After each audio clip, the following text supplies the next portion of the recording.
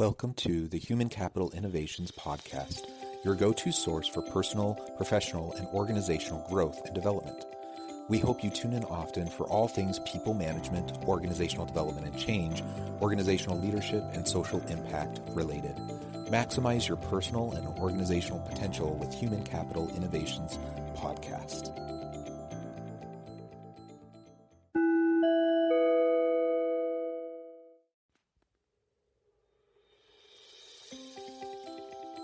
Welcome to the Human Capital Innovations Podcast. In this HCI podcast episode, I talk with Caterina Kostoula about holding successful team meetings to tap into the genius of your team.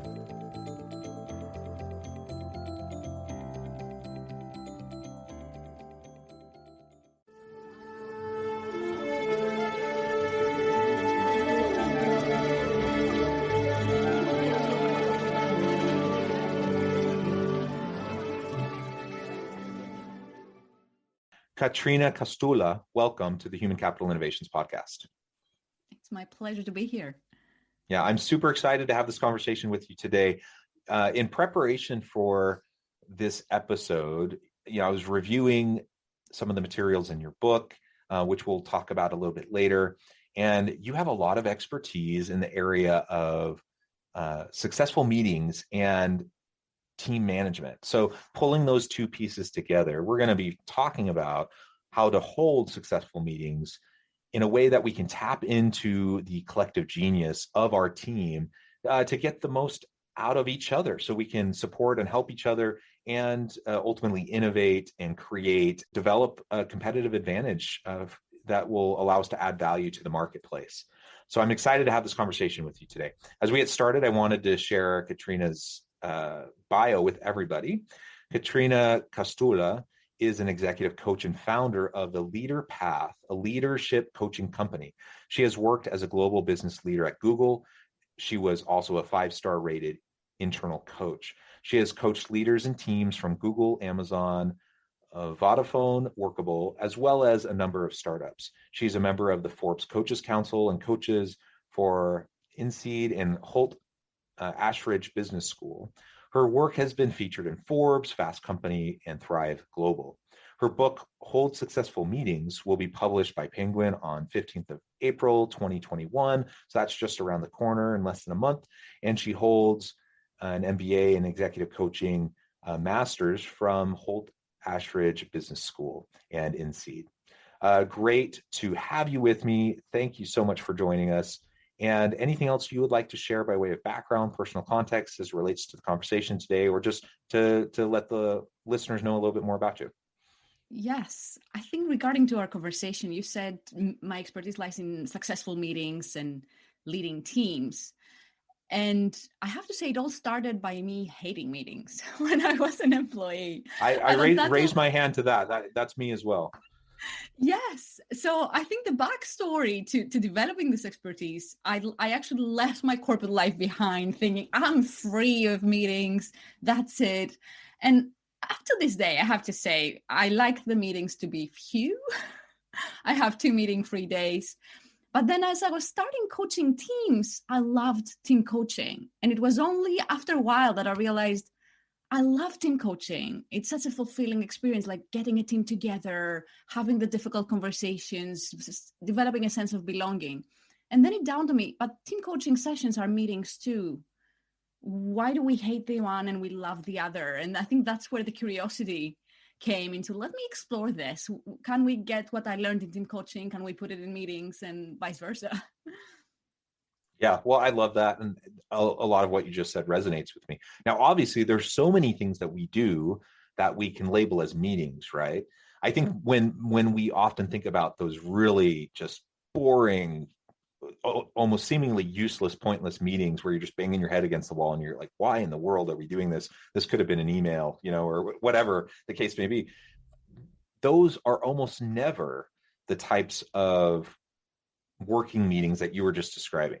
As you're doing coaching sessions or you're trying to help teams work through team dynamics or understanding how to work better together. There's elements of those types of meetings that make them meaningful, impactful.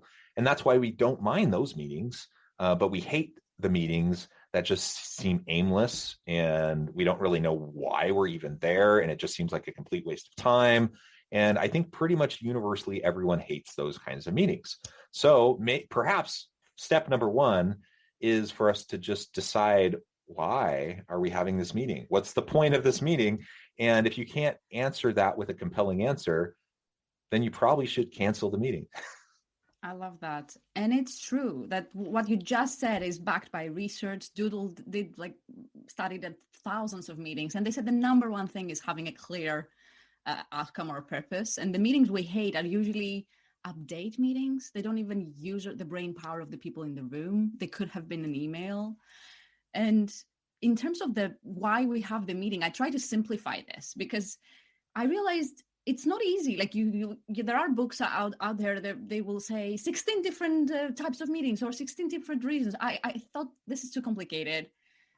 My motto is actually saying we should only have meetings for 4 reasons. And I'm happy to share with you them with you if you're interested. Yeah. I think let's talk about that in just a moment.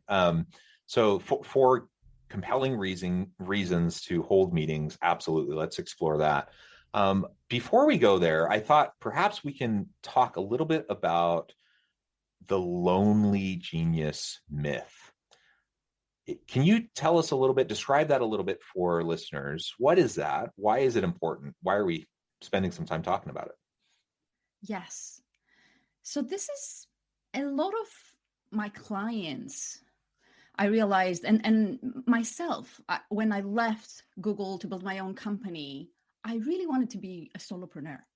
And even when I started outsourcing, I still held all the idea generation, all the decision making in my business, and I really, that was my vision. I really wanted to simplify my life. But even leaders of big companies that I was coaching, they were still acting a little bit like solopreneurs, and they would come to me and say, oh, the weight of the world is in my shoulders. I don't know why this team is not innovative, is not bringing ideas. I think I need to drive this ship. So I realized this is a common misconception, that we put a lot of the weight of the idea generation and the decision making in ourselves as leaders. And it only hit me when I saw the data.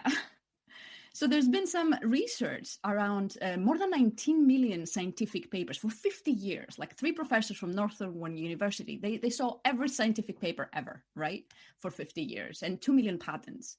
And they realized the ones that were submitted by a team were cited more than twice as often as that of individuals.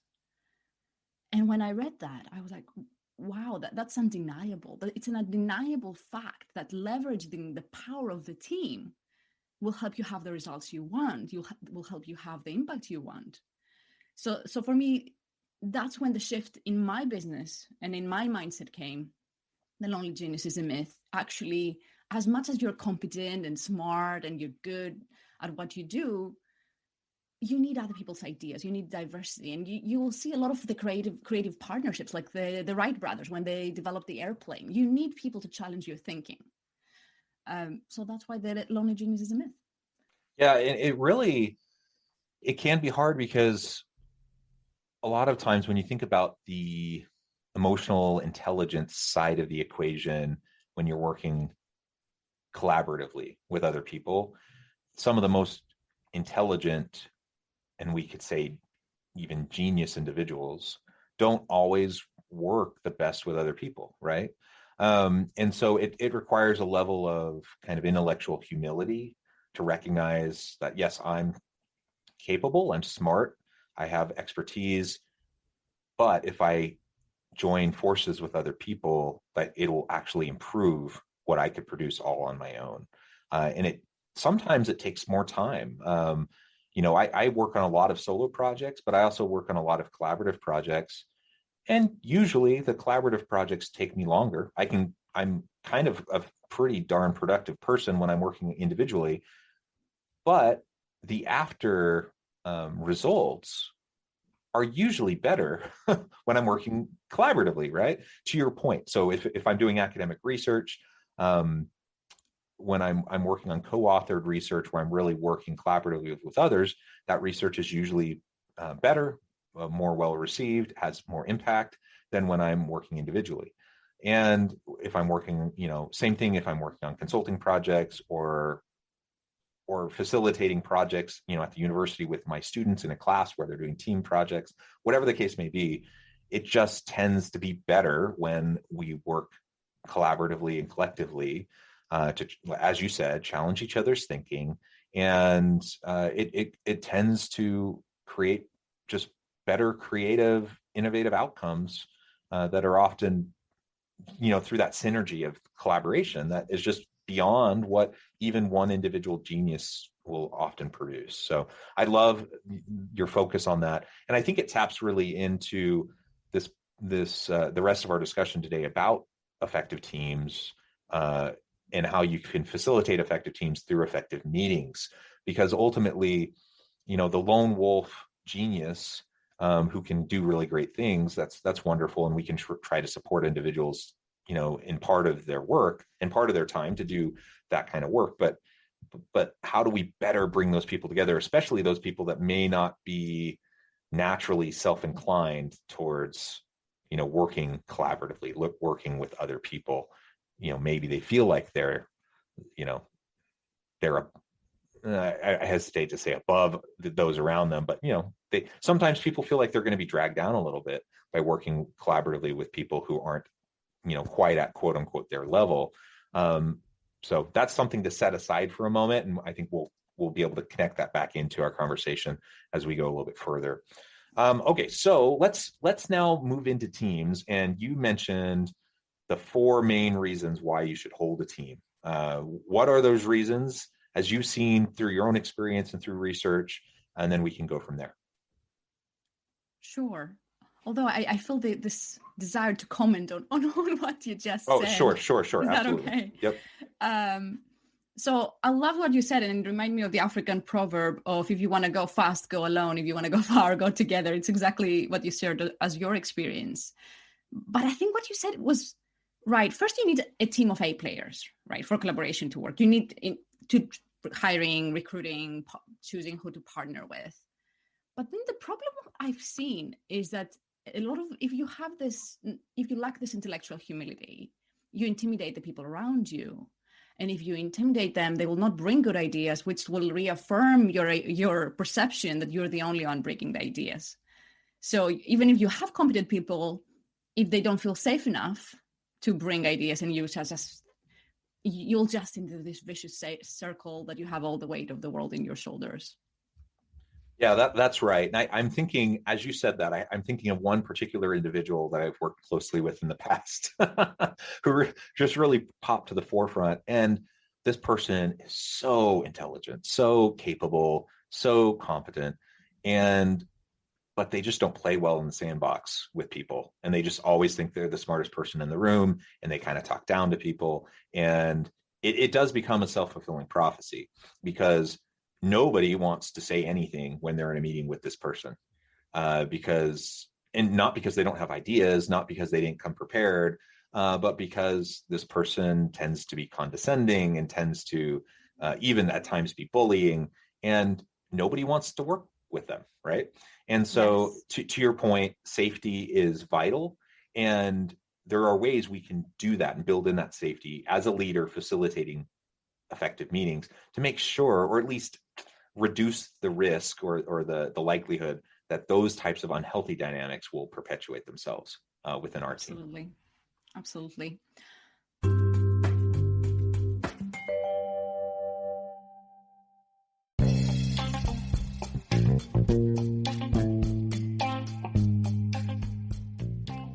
I'm excited to announce the publication of my new book from HCI Press, The Alchemy of Truly Remarkable Leadership: Ordinary, Everyday Actions that Produce Extraordinary Results.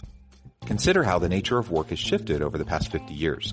With increased globalization, rapid technological advancement, and the shift in economic composition, the average job of today looks very different than the average job of 50 years ago. What will the jobs and organizations of tomorrow look like? Moreover, what does this all mean for organizational leaders?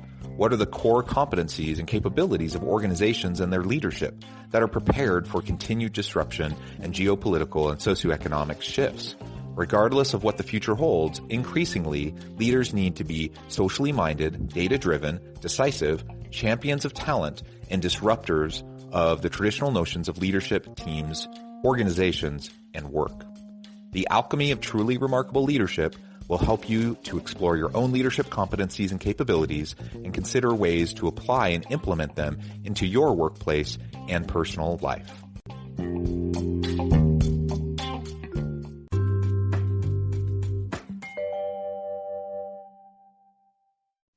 Are you ready for the 4 Ds? We're ready. We're ready. Okay.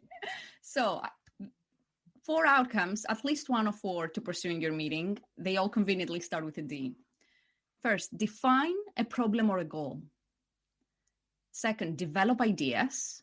Third, decide or do.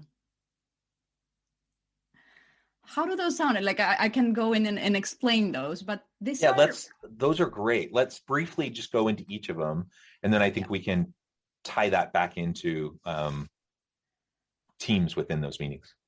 Sure. So define a problem or a goal is to align everyone where we are, where do we want to go, what's the problem we need to solve to get there. And so many times, because I've observed tons of team meetings, we're not solving the right problem. And that's why we're going in circles and we're wasting time, or we're not aligned on what success looks like. So that's something I think it's important. It can be easier done in a meeting because everyone shares their perception, what success is, what the real problem is. You can go deeper.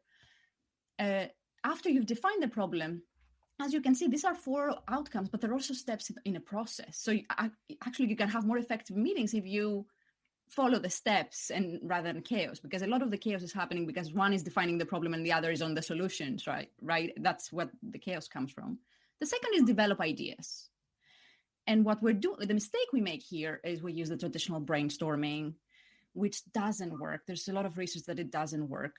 You actually need to let people ideate individually first for tons of reasons, for social anxiety they may have, or production blocking. Like if you're listening to other people's ideas, you're not producing. Like the simple tip I would have here for our listeners is have them ideate first. Like I did a meeting with my team. It was mostly silent on Friday. I was saying, okay, this is this problem, write ideas individually first. Then let's type them all in a doc, and then let's get inspired by other people's ideas and add things in the doc. It was a 45-minute ideation, silent. And it was clear the outcome was a list of ideas. The third type of meeting or stage is decide. And you need to separate those, right? When you're ideating, you don't want to judge the ideas for obvious reasons. It will dampen creativity. And you can decide, again, be clear on who decides here. Is it like a consensus? Is it a majority rule? Are we going to vote? Or is there a clear decision owner? I think being clear with your group will help manage the expectations. It's okay either way, like all of them has pros and cons. And then in decision, have productive conflict, what we said before. I encourage people to disagree so you can make a good decision. And the last one is do, which is either you do something in the meeting, which can be a working session. It can be an inspire action meeting, like when you're given a sales meeting is a do meeting because your outcome should be an action in the end. Inspire action or action planning. Like when I meet with my assistant every week, it's a do meeting because we're going through what are we going to do. So you can plan for action, but the outcome is someone needs to do something, and that's why we're having this meeting. Yeah, that is so great. And something that comes to mind as you're describing each of those is it does depend on that purpose of the meeting that you set out at the very beginning as you're defining and identifying really what the gap is, the question that needs to be answered, whatever. And these could be 4 different types of meetings, or they could be stages within a single meeting. Exactly. But ultimately, I'm thinking I can think of meetings where we've done all 4 of those stages within a single meeting, and I can think of some that went well, and I can think of some that didn't go well. And the ones that went well, they very clearly, the person facilitating made sure that there was clear demarcation between the different steps and stages, right? Whereas the ones that didn't go so well, it was kind of all blurred together, and so you end up with people kind of we're not all on the same page. Some people have moved on, other people are still stuck at the last stage. And so sometimes if it's, say, a 4-hour strategic session, you're spending half a day, that can be facilitated simply by like how you time your breaks, so people can step away and then you can come back and you can reorient people and help them understand, okay, this is what we just did. We finished that stage. Now we're moving on to this stage. And then you can make sure it's very clear and the expectations are set. Any other thoughts or tips that you would have if you're trying to do multiple elements of that in a single meeting? I think that's the most clear, like being clear and having clearly defined stages. I think it's absolutely spot on, because some of the participants will have a need for closure. So they won't feel comfortable in the brainstorming session. They will want to go to the do stage immediately. Let's implement this. But other participants will really keep producing ideas while you're working on implementing the one idea, because you really need to close it. So as a facilitator, you need to be really clear of, and I like actually separating the meetings. Like on Friday that we were talking about launching the book and ideas for the book, the meeting I said that was a silent 45 meeting with my team. I told them the outcome is a list of ideas. We're not going to make any decision. And that helped. There was no judgment. It was just a creative ideation. Now in the remote world, you don't have to do it in a 4-hour, and please don't, right? Exactly. Yeah. I don't know about you, but all of us have been on countless Zoom and Teams and Google meetings, whatever the platform. We've been on so many, and it seems like, at least in my world, the proliferation of meetings has been obnoxious. So people are now, because everyone's used to using these virtual meetings, that people schedule meetings for everything. So I'm in way more meetings now than I ever was before, when everything was in person, because people just schedule stuff like they don't even give it a second thought, and then they schedule a meeting. And usually there's no clear agenda, there's no clear purpose. Sometimes they don't even really state what the meeting is about. They just send out a meeting invite saying, mandatory, come at this time. I beat my head against the wall for that kind of stuff. And I end up finding myself in countless meetings that don't serve a whole lot of meaningful purpose. They waste a lot of time. They're not productive. And it's so frustrating. And there's only, like, Zoom fatigue is a real thing, and there's only so much time you can spend in a day in these endless meetings. So really, like, asking yourself, your four are great. Ask yourself, are we accomplishing one of these four things through holding this meeting? If not, can I pre-record a video to send out to my team with instructions, or can I send an email? Or is there some other way to convey information that will be beneficial, and not hold a meeting, not waste everyone's time? In virtual meetings, oh my gosh, I've been in some literally like an 8-hour Zoom meeting all day. And like, in what world does that make any sense? It doesn't. And so to your point, it is absolutely okay, probably often preferable, to break up these big block meetings into smaller chunks where we can just tackle one thing at a time. And then people can come completely fresh the next time to the next stage, to the next component. Yes. That's certainly my preference. So let's transition now in the last little bit of time we have together today. Some of your thoughts around how we can leverage these meetings now to really get the most out of our people, to tap into that collective genius, to make sure that we've already talked about creating a safe environment where everyone feels like they can contribute, but how do we leverage meetings in a productive way to help our people maximize their potential? Sure. I think safety, it is the number one. And I learned that when I was at Google. They did some research, what separated successful teams and unsuccessful. They couldn't crack the code. They looked at everything, like how they made decisions, where they were located in the same office, individual performance. Nothing made a difference, only when they discovered psychological safety. So I want to reinforce this, because that's where I start when I work with a team. It is the one thing that will make the hugest difference, how safe people are to bring dissenting views. And then, of course, it's inclusion. Safety is, do I bring the difficult stuff, the mistakes, the ideas? Inclusion is, do I have an opportunity to speak in the first place and be listened to and be respected and have an equal opportunity in the meeting to contribute? But then I would say we need to connect. How do you foster this? I would say how you begin the meeting, how you connect in the beginning of the meeting. And I know we're like in this world when we want to get down to business. But research says even 5 minutes of personal connection will make tons of difference because we're humans, right? So you need to spend some time in the beginning for personal connection, spend some time to show, because people in their minds, when they're joining the meeting, first, why am I here and why should I care, which we covered in the purpose. And the second question is, do I belong here? And we need to answer that question to make sure everyone can contribute in their best ability by showing vulnerability if you're the leader as well, sharing your mistakes, for example, and then showing empathy, acceptance, appreciations. And the reason I wrote a book about meetings, even though I used to hate meetings, is because it's easier for us leaders. Like, it's hard to say, be a great leader all the time. But it's easier to say, you know what, how many hours am I in meetings with my team today? Is it a couple of hours? Can I make those really count? Because it's the first domino that will have a knock-on effect in your business, in your team's performance. We cannot be the perfect leader 8 hours a day. I think but you can do it for 2 hours a day that you're in a meeting with your team. Yeah, and it sets the tone, right, Yes. for everything else and for all the other interactions. And so I completely agree. I think that's a really great way to frame it and to approach it.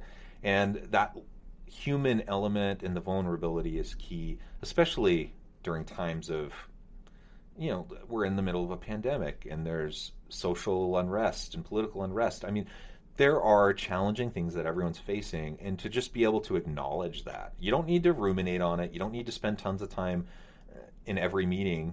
There might be times where you hold a meeting just to have open conversation about those sorts of things, to open up dialogue.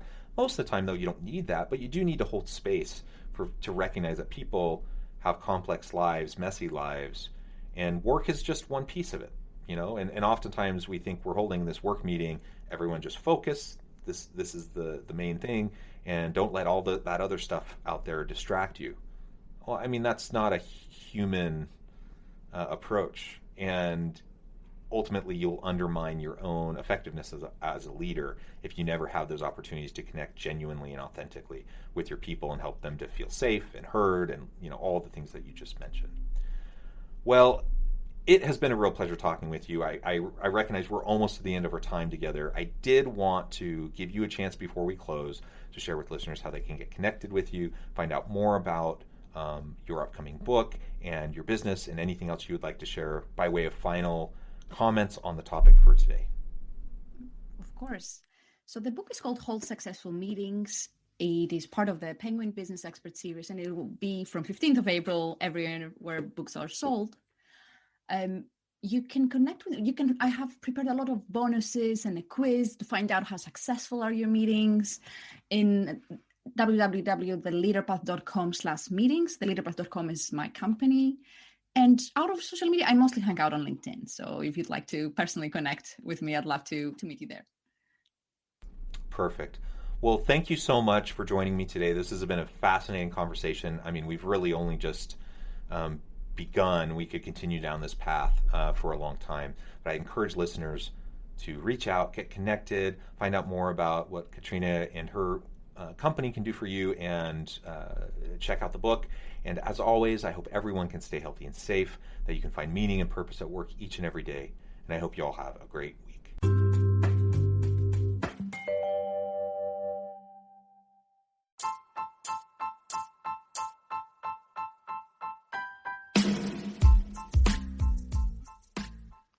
We are excited about the launch of HCI's new magazine, Human Capital Leadership.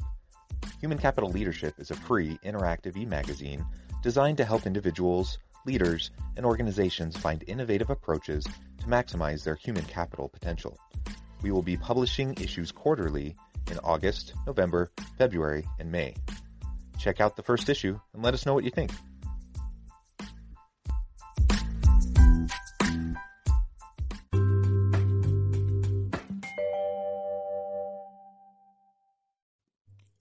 Thanks again for joining us for this episode of the Human Capital Innovations Podcast. I hope you stay healthy and safe and that you have a great week.